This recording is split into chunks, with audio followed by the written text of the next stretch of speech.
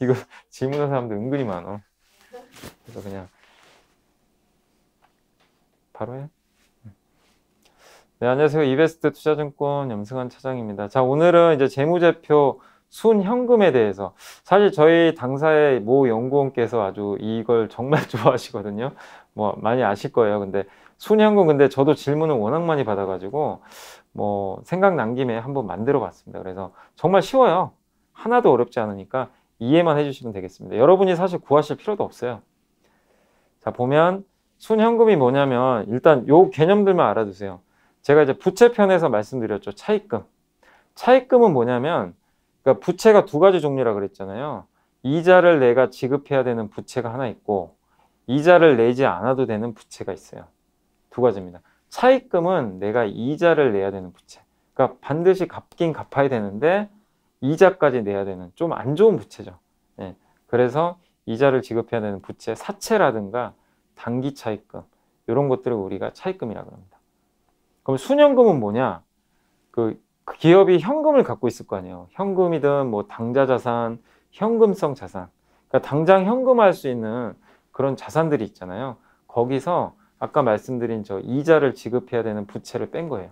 그게 바로 순현금입니다. 하나도 어렵지 않죠. 근데 순현금 구할 때 그럼 현금성 자산이 뭐냐? 현금, 예금, 금융상품, 이런 것들을 우리가 현금성 자산이라고 그래요.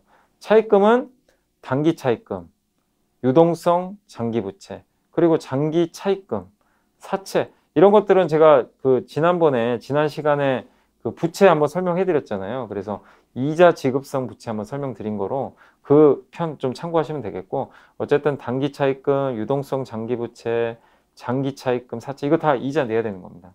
이런 것들을 뺀 거예요. 예. 그래서 이게 끝입니다. 이렇게 해서 순현금이 많은 기업은, 그러니까 그만큼 굉장히 회사가 현금을 많이, 실제 그러니까 내가 갚아야 되는 부채 빼고 실제로 내가 돈을 많이 갖고 있는 거죠. 그러니까 내가 만약에 계좌에 뭐 예를 들면 10억 원이 있다고 쳐볼게요. 10억 원이란 그 돈이 있는데 그 중에 부채가 한 2억 정도 있고요. 실제 내가 가지고 있는 현금이 8억이 돼요.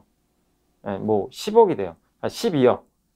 그러니까 8억이 된다고 쳐보겠습니다. 내가 가지고 있는 그 전체 계좌가 10억인데 그러니까 내 돈이죠. 실제 내 돈이 8억이고, 그 다음에 은행에서나 이렇게 빌린 돈이 2억이면 합쳐서 10억이 되잖아요. 근데 어쨌든 2억을 충분히 갖고도 남잖아요. 예. 그러니까 그만큼 이 순현금이 많으면 많을수록 굉장히 좋습니다. 기업 입장에서 좋은 거죠. 그래서 실제로 구해 볼게요. 순현금 구하기 굉장히 간단하죠. 카카오라는 기업에 제가 재무제표로 캡처를 해왔는데, 여기 보시면 자산에서 유동금융자산 있죠. 이게 현금성 자산이에요. 이게 8,715억이 있고, 매출 채권 이런 건 현금성 자산이 아닙니다. 재고 자산도 아니고 이런 건 다 아니에요. 밑에 보시면 현금이 현금성 자산이라고 또 나와 있죠. 그럼 보면 유동금융자산, 당장 현금할 수 있는 금융자산이고, 현금, 이거 말 그대로 밑에는 현금 1조 6천억, 이거 더하니까 2조 4,888억입니다. 그래서 카카오의 현금성 자산은 2조 4천억 정도 돼요. 자, 그리고 차입금을 구해야 되겠죠. 그래서 부채 들어가시면 단기 사채 4,694억, 단기 차입금 얼마 안 됩니다. 301억. 유동성 장기 부채, 원래 장기 부채인데 이제 1년 만기가 다가와서 이제 1년 안에 갚아야 되는 부채가 2억. 유동 금융 부채 요게 3,246억. 예. 그리고 이제 장기 부채 있죠. 그 중에서 내가 이자를 내야 되는 부채들, 사채, 장기 차입금, 비유동 금융부채, 이런 것들은 다 이자 내야 돼요. 이걸 다 더해봤어요. 그랬더니 총 제가 계산을 해봤더니 1조 707억 원이 나옵니다. 그럼 자, 간단하죠. 순현금은 2조 4,888억에서 1조 707억을 빼면 돼요. 네. 이거 여러분들 그대로 하시면 돼. 내가 갖고 있는 뭐 종목이나 기업에 대해서 여러분들이 뭐 순현금 구하고 싶다. 저희 이제 3301 하면 상장 기업 분석 저희 HTS 화면 보는데, 거기 들어가시면 요 재무제표 다 나오거든요. 이런 식으로. 여러분들이 직접 구하시면 돼요. 그랬더니 카카오는 1조 4,181억 원을 순현금으로 갖고 있어요. 근데 이 카카오의 시가총액이 현재 11조 원 정도 되거든요. 근데 그 중에 1조 4천억이니까 10% 정도 되겠죠. 그래서 순현금이 그렇게 많은 건 아니에요. 예. 저희 이제 당사의 모 연구원께서 순현금 기업들 이렇게 분석하는 거 보면은 시가총액의 순현금 비중이 거의 50%가 넘어요. 그런 기업들은 굉장히 많은 현금을 갖고 있는 거예요. 근데 카카오는 워낙 덩치가 크다 보니까 순현금 비중이 10%니까 굉장히 낮은 거죠.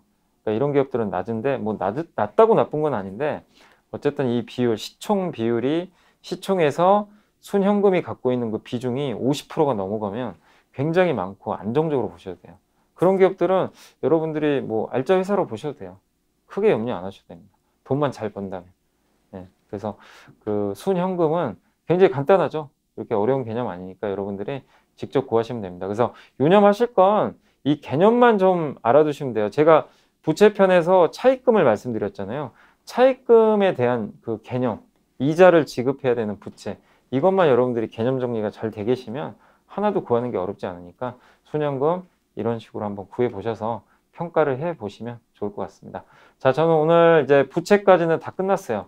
부채는 이제 이 세 개로 다 끝난 거고, 다음에는 이제 제가 뭐 손익계산서도 남아 있고 또 자본 항목도 남아 있는데 그런 것들 차례차례 설명해 드리겠습니다. 자, 청취해 주셔서 감사합니다.